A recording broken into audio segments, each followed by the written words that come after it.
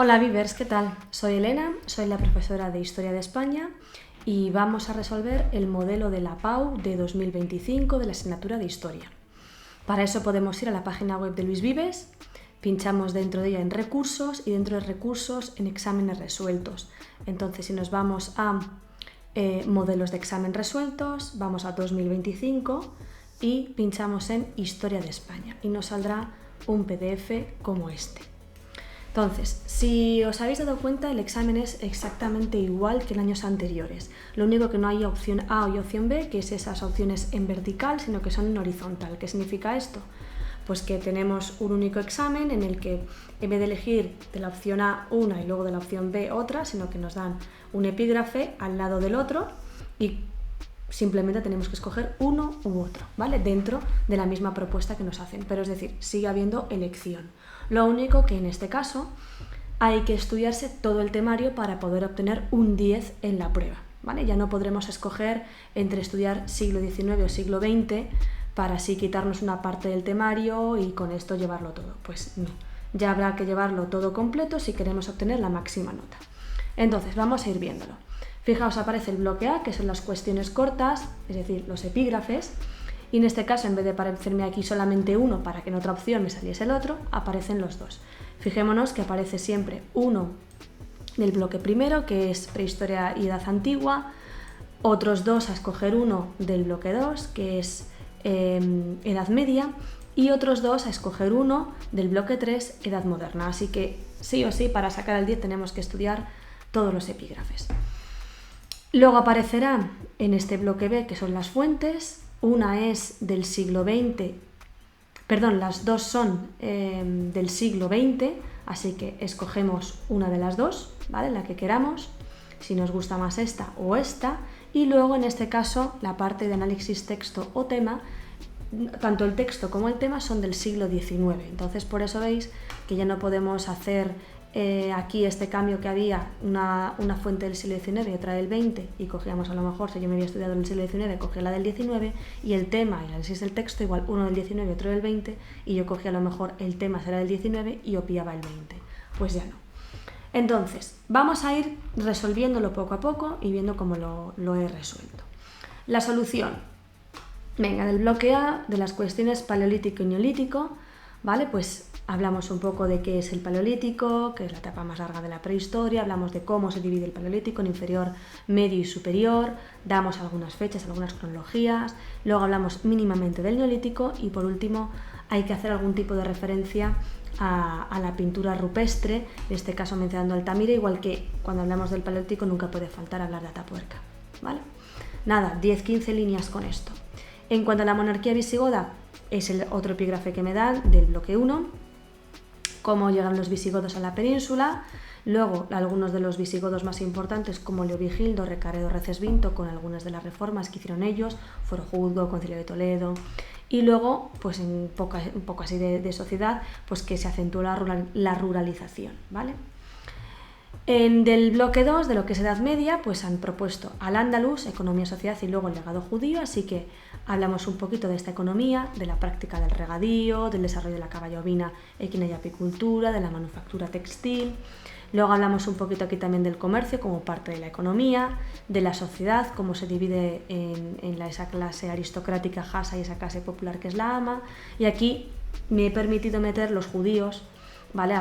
Mencionando sus principales actividades y quiénes eran los más importantes, como Maimónides o Inga Virol, y ya luego sí por último hablo de la cultura un poco en recopilación general, como filósofos, científicos o matemáticos del Andalus. Y luego la otra que me dan de la Edad Media, el otro epígrafe, son los modelos de repoblación y la organización estamental en los reinos cristianos. Entonces, en el primer párrafo aparecen esos modelos de repoblación, presura, concejil, órdenes militares y repartimiento, y luego en el otro párrafo, la sociedad estamental, ¿vale? Cómo se dividía en estamentos privilegiado y no privilegiado, dónde estaba la posición del campesinado, ¿vale? A qué se dedicaba cada uno de ellos. Y luego ya en el bloque 3, que es Edad Moderna, me han dado exploración, conquista y colonización de América. Entonces hablamos de cómo se conquista, después de la conquista de Granada se inicia esa ampliación del territorio cuando llega Colón, las capitulaciones de Santa Fe, la llegada del 12 de octubre, luego cómo España y Portugal firman el Tratado de Tordesillas, ¿vale? Menciono algunos de los principales descubridores, y luego la encomienda, porque nos habla de la colonización de América desde los Reyes Católicos y durante el siglo XVI, es decir, ya durante el reinado de Carlos I, pues hablamos de la encomienda, es decir, ahí sí que se trata de un asentamiento de la colonización pura y dura, de la encomienda y de la explotación esclavista y del Consejo de Indias y la casa de contratación que había, ¿vale? Las instituciones principales. Y luego ya el último epígrafe que me dan a escoger es la Guerra de Sucesión, Paz de Utrecht, Pactos de Familia, así que en 3 párrafos. La primera, Guerra de Sucesión, como Carlos II al morir deja la corona a Felipe de Anjou, que es el heredero del trono de Francia, pero tiene que rechazar ese trono para poder estar en el español, pero a partir de ahí se desencadena esa Guerra de Sucesión porque ciertos estados europeos no lo ven adecuado. Entonces, como al final ese conflicto se pone fin con la Paz de Utrecht, lo que se pierde, los acuerdos de Rastatt, y luego la llegada de los pactos de familia, una vez que ya Felipe V es monarca español, los diferentes pactos de familia que se hacen, ¿de acuerdo? Bueno, pasamos al segundo bloque, que es el de las fuentes, que nos han quedado 2 del mismo siglo. Entonces, la primera es esta, que es la portada del diario ABC en las elecciones republicanas de 1933, la vez que votaron las mujeres. Entonces, primero hay que contextualizarlo y hay que decir el tipo de fuente que es, la localización cronológica y el contenido de qué va. Pues entonces es una fuente histórica escrita, tipo primario, porque es la imagen del periódico ABC, y aparecen unas mujeres ejerciendo su derecho al voto. Entonces yo digo cuándo son los comicios municipales del 33, cuando por primera vez votaron, una vez aprobado en el 31, cuando de verdad votaron las mujeres. Y luego ya me preguntan que relacione con la Constitución de 1931 y con el sufragio femenino. Entonces, digo un poco cómo llegó, ¿vale?, esa Constitución del 31 y hablo de cómo el 14 de abril se proclama la Segunda República, cómo Niceto Alcalá Zamora lleva a cabo eso, cuáles son las cuestiones más importantes de esta Constitución del 31, pues, y ahí pues un poco las características, el amplio reconocimiento de derechos, de que el jefe de Estado es el presidente de la República, del laicismo, y luego ya hablo del sufragio femenino, cómo se consigue el sufragio femenino, sin limitaciones, esa que se recoge en la Constitución y ese debate intenso que hubo entre Clara Campoamor y Victoria Kent, una partidaria del voto y otra en contra. Y bueno, pues un poco dentro del sufragio femenino, que a pesar de que hubiese un reconocimiento muy amplio de derechos, la situación en la sociedad real de la mujer era relegadas al hogar, es decir, podían ejercer el voto, pero en realidad no mejoraron mucho más. Había una subordinación civil a los trabajos, etc. Y luego la segunda fuente es este gráfico lineal, en el que igual hay que contextualizarlo. Entonces es una fuente secundaria porque después de unos datos hemos elaborado esta fuente. Entonces es de carácter demográfico porque es la emigración, el exilio, de donde a donde iban españoles a México después de la Guerra Civil, ¿vale? Entonces aquí damos la contextualización a mediados de los años 40. Y hay que relacionar esta imagen con la represión y el exilio de los movimientos de protesta contra la dictadura franquista. Al principio hablo un poco de la situación tan dura que vivían los españoles y que, bueno, no todo el exilio, toda la marcha de los españoles fue a causa de la represión política, sino también porque la vida era bastante dura al terminar la Guerra Civil y donde iban hacia ultramar y hacia Europa. Pero ya luego sí me centro en lo que nos pregunta el texto, que es la represión, ¿vale?, en los movimientos de protesta en la dictadura franquista. Entonces, todos los movimientos, esas manifestaciones contra obreros, contra universitarios, que cómo comienza en Asturias esa oleada de huelgas, cómo se crean comisiones obreras y cómo además todo esto va a desembocar incluso en la aparición del grupo terrorista ETA, ¿vale? Y luego ya nos hace la parte 3 del examen, que es o texto o tema. Entonces, primero tenemos el texto, que es del siglo XIX, igual que el tema, y en este caso, si lo leemos, es el manifiesto de Abrantes. Además me lo pone abajo, firmado en Abrantes, un 1 de octubre del 33, Carlos María Isidro de Borbón, es decir, el hermano de Fernando VII.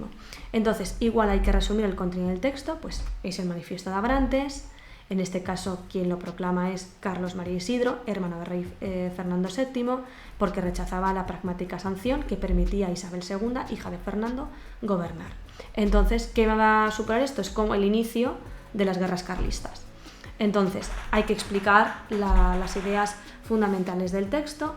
Yo he puesto la ironía de Carlos María Isidro al declarar la muerte de Fernando VII porque es el principio. Cuán sensible ha sido a mi corazón la muerte de mi caro hermano. Es decir, no querías mucho a tu hermano, pero estás ironizando que cuán sensible ha sido. Demanda su derecho al trono español, pues ser legítimo, que defendía la ley sálica. Entonces, si lo leemos, es una proclama en contra de la pragmática sanción y que él se ve con el derecho de gobernar, que hay una separación entre buenos y malos, entre que los buenos son sus seguidores, que sean estos carlistas, y los malos esos liberales partidarios de Isabel, y luego que él es partidario de una continuidad del absolutismo y así recoge a esa parte de la sociedad que no quería a los liberales, ¿vale?